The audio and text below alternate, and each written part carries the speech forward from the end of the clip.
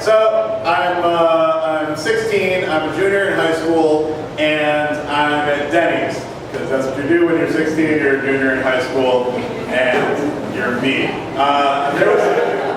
There was some friends, and we run into some people are there eating, and it turns out it's this girl from my class. And I don't know her very well, except that she's like, you know, pretty and smart and, you know, all that kind of good stuff, right? And it turns out that, that she comes and sits down with us and sort of gives us this little story about how her plans fell through for her junior prom date. And she's kind of like hint at all the guys around the table, like is somebody gonna step up here? And my friend Mike, like kicks me under the table and like, dude, you should do this. And I don't do it. I don't do it at all. I pretend like I don't notice that he kicked me, and then I don't do anything about it. And then later on he's like, I was trying to get you, and I'm like, and so what happens is, she ends up going with a different guy at the table. His name was Nate, and it turned out that and Nate was an upperclassman, a senior, and so was Mike, and they all ended up having dates with juniors, so they all went to the prom together. I ended up not going to my junior prom at all, because fuck prom! And fuck prom, I like alternative music.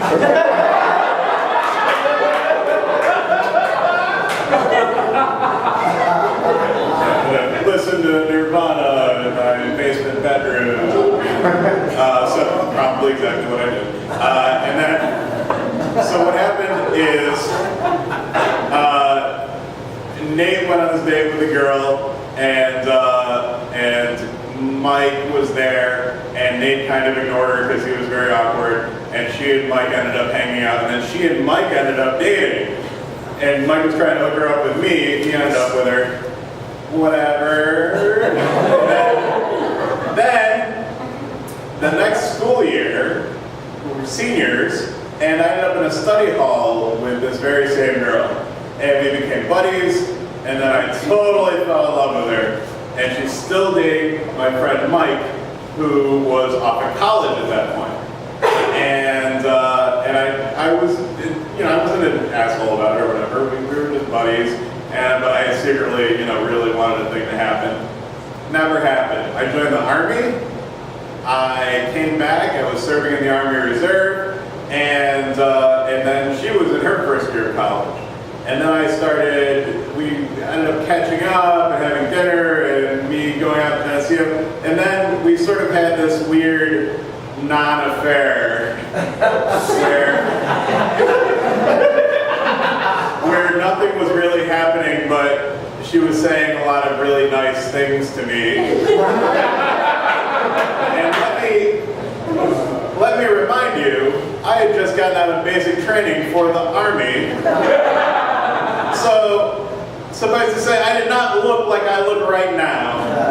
So you know, I was a winner right then. And so sparks were sort of flying. She still started dating Mike, but then I became the person she was complaining about Mike to, and I'm like, I'm totally in here. And as luck would not really have it, I ended up. We had some weird things that happened. I mean, not that weird, where we were saying really nice things to each other, and then me and Mike and some other kid and this girl, who I'm going to rename nameless because this is going on the internet. I was sitting in the back seat passenger side. She was sitting in the front seat passenger side, and Mike was driving, and we were holding hands through the space between the door and the seats on the other side like a bunch of assholes. Just like a couple of reprehensible people. We did that, and then a few months later, or maybe just a month later, we went to an Ani DeFranco concert together. This is 1999, everybody. We went to see Ani DeFranco, and then and I drove. I went and got her in Geneseo, and we drove all the way to Syracuse, and then I drove her back to Geneseo, and then back to Rochester. But the most important thing that happened was, on the way back, we stopped at a thruway rest stop, and then we made out in the parking lot for 5 minutes. And then that's all that happened. And then she went back, and then she felt really guilty, and I felt pretty guilty, not as guilty as her.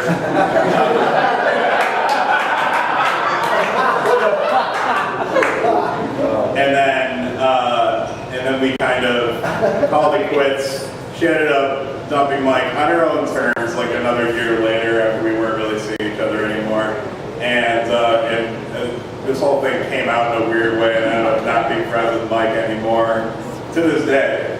And here's the thing. We're still friends now on Facebook. She's married, she has a couple of kids, she's really cool. She's the kind of person who really likes Shania Twain and Oliver Stone movies.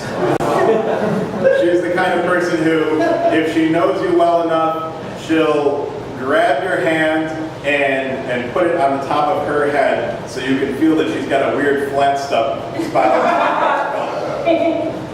obviously the coolest person you'll ever meet in your life. So I'm really happy about that, but here's the thing, guys. Don't be a chicken or none of this had to happen. I could have gone to prom with her, and it could have been, who knows. But you don't know if you don't try. Thanks a lot, everybody.